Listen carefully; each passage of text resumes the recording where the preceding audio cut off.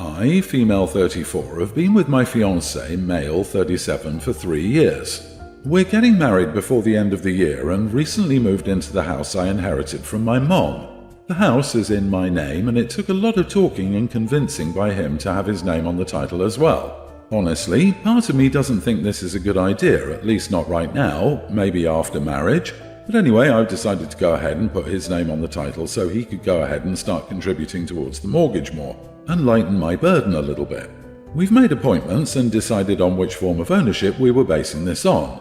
When it was time for me to sign the deed, my fiancé stopped me and gave me a pen saying this pen was his lucky pen and told me to use it to sign the deed. I took it and tried to sign, but it turned out it was empty. He was like, "Oh, I must have forgotten," while laughing, pulling out his other lucky pen. I took it, tried to sign, and that one too was empty. Honestly, seeing how he was laughing, I figured he was messing with me, but he swore he wasn't and pulled out another one of his lucky pens. I tried that one too, and it was empty. My fiancé started cackling, and I felt humiliated, especially with how the gentleman next to him was staring. I got angry and asked him what that was about, and he said it was a prank. I asked, "Really? Did you think this was a time for pranks?" He said, "It's alright, you can use a real pen now." I pushed the paper away and said, "You know what? Never mind, because I no longer want you on the deed." He lost it completely, saying we had a deal and I can't back out of it, just like that, and that it was a stupid joke that I took too seriously. We argued and I refused to sign the deed, at least not then and there. At home, he blew up again, saying I was the one who delayed the process and that he'd already given me a real pen and all I had to do was sign the damn paper and get it over with. He accused me of looking for an excuse not to have him on the deed and started the silent treatment, saying there's nothing to say till those papers are signed. Did I take this too seriously? He blew up at you for correctly chastising him instead of acknowledging his own fault and apologizing. He's giving you the silent treatment, which is a highly toxic thing in relationships and yet again immature. He's more interested in getting access to your property than how you felt in the situation. Hun, I implore you not to put him on the deed. And depending on if this behavior is normal for him, I'd think about if this is what you want for your future. Not to mention that he went out of his way to humiliate and belittle her publicly when it came time to sign. So it wasn't just a prank, it was an extremely petty way for him to try and assert power over her and make her look and feel like the lesser person in the arrangement when she is, in fact, the opposite. All of this, plus, OP needs to know that putting someone on the deed to property in no way obligates them to pay anything towards the mortgage or anything else. Nothing. You would need to refinance your mortgage to get him on that for him to have any obligations. You would have just given him a gift of half ownership of your property with no strings attached, and you aren't even married yet. Do not do this. So he can start contributing to the mortgage more and maybe lighten my burden. So basically, he's refusing to pay for living costs in the place where he's presumably living unless he's on the deed. Man, I should have tried that with my landlord when renting. You are the idiot yourself. He's going to take half your house when you break up. It's like you had a safe full of money in your home and he's asking you to hand over half. You're not even married. This was yours alone before you were a couple. This is not something you built together. It's yours. Don't do it. Yep. They shouldn't be signing a deed, they should be signing a prenup that says the house is hers, and maybe they will share in any appreciation since he will be financially invested. I hope to God she doesn't marry this guy. I rent out the spare bedroom in my house for $800 a month, market rate in my area. I don't know my roommate well, but we work for the same company. I work early mornings and she works late evenings, so we're often ships passing in the night. On Friday, my water heater broke. The home warranty guys said they couldn't get anyone out until Monday morning. It's hot as heck right now, so I wasn't too upset. A few cold showers won't kill anyone. So I texted my tenant, hot water is out until Monday, and she responded, okay. I didn't see her all weekend, which is normal as I said. The guy got here at 8 AM to fix the heater. When he was done, I texted her to let her know the hot water was back on. She hits me with this gem. My hotel bill was $250. Do you want to reimburse me or deduct it from next month's rent? I stared at the text for a good while. I didn't even know she was gone. She got a hotel room just for hot water? That's so extra. She could have showered at work, but she got a hotel room? I texted, hey, I didn't know you left. Rent is still due in full on the 1st of the month, regardless of if you chose to sleep elsewhere for a weekend. She texted me back, "There was no water. I couldn't stay there. You're my landlord and have to provide me with livable accommodations." I texted back, "There was water, just not hot. If it was winter, you might have a point. The rent is still due in full. Failure to pay rent will result in me filing with the court, which will impact your credit." She stopped responding. I texted a friend who said I was way too harsh and should have just countered with a $50 discount for those 2 days or something. Sure, if she'd asked for a $50 reduction, that would have been reasonable, but I'm not paying for her hotel, and her audacity to ask me makes me mad. But I know jumping to talking about filing 30 days was a bit dramatic. Was I the idiot?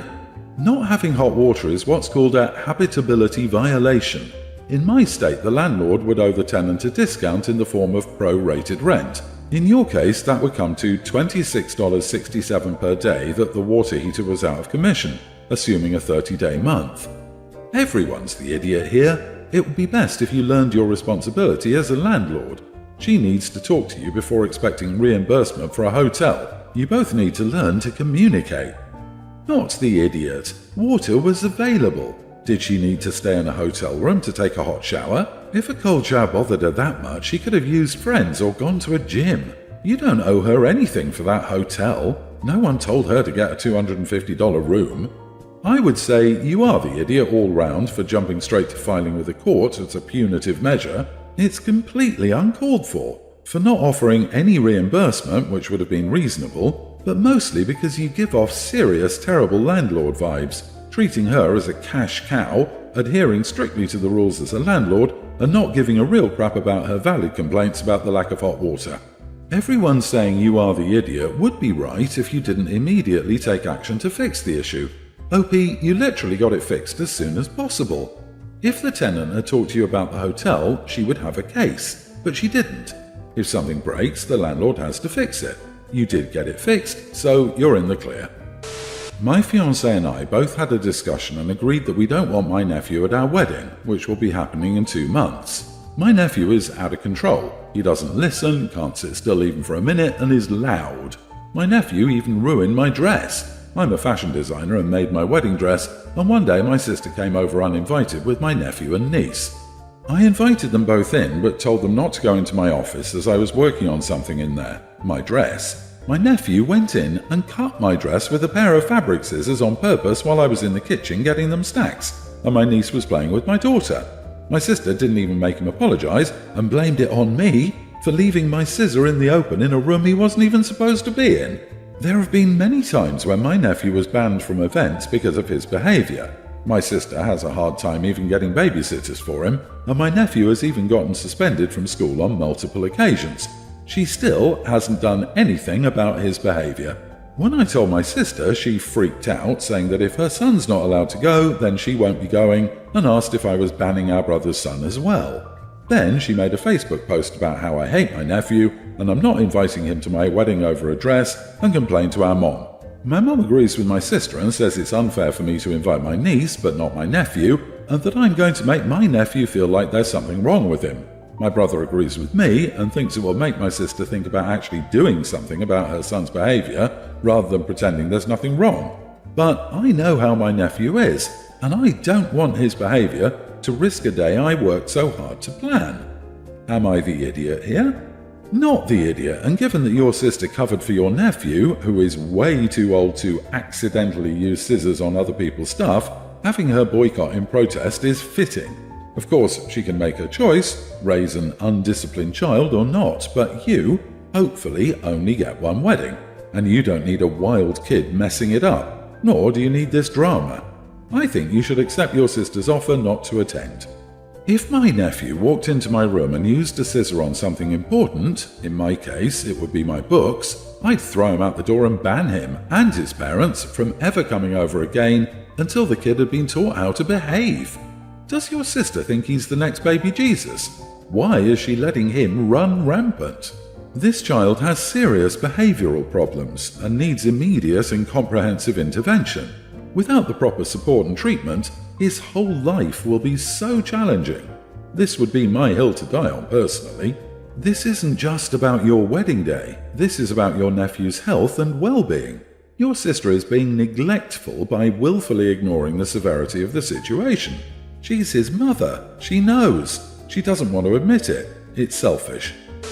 I have 2 kids, Jake and Jamie. Jake is a male teen and big into the media I like is my entire personality and I'm better than you because I like those things, and has grown up to be very judgmental, cold and mean.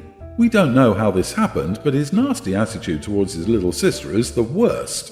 Jamie is a younger female teen and is a very bubbly, friendly girl. She makes friends with everyone everywhere she goes and is also a mini trendsetter for her school. She started selling homemade scrunchies at school and it took off.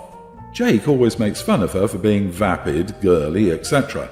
So my husband talked to him about misogyny because we were both shocked at where that came from. We thought the issue was handled and he started to be nicer to Jamie. Until the last week of school, when Jamie returned from school having won an award for the scrunchie business, we were proud of her and had tacos, her favourite, for dinner. Mind you, we do the same if Jake did something like that. We love to celebrate their successes.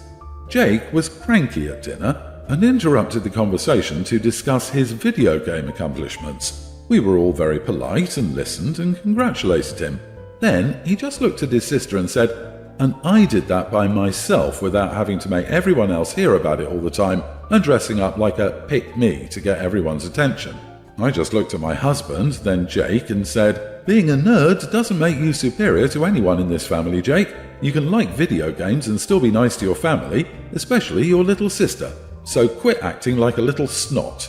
He got red in the face and took his little tantrum upstairs to his room. Since then, he's barely talked to anyone and holes up in his room playing games all day.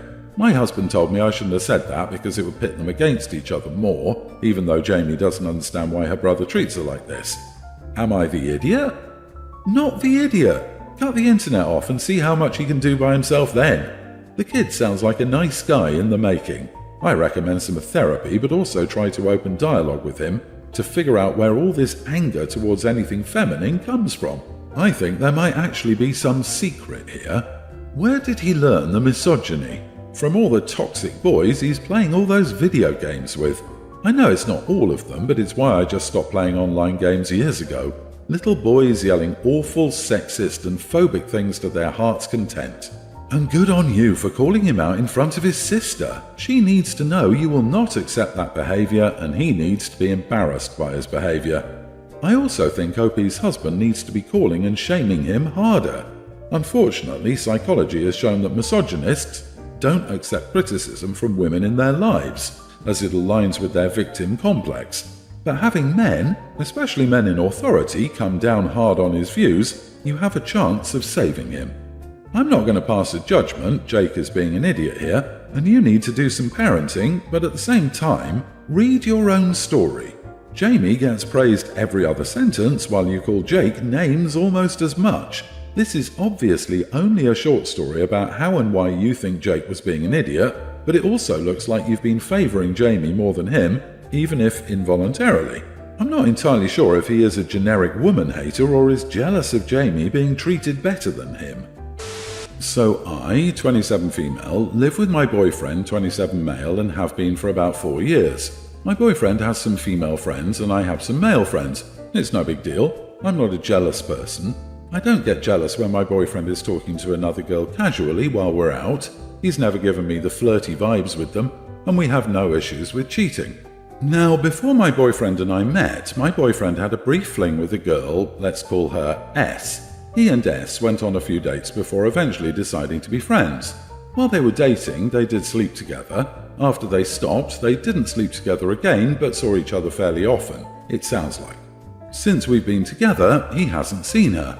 Every once in a while, he'll talk about S and about how whatever guy she's dating at the time isn't good enough.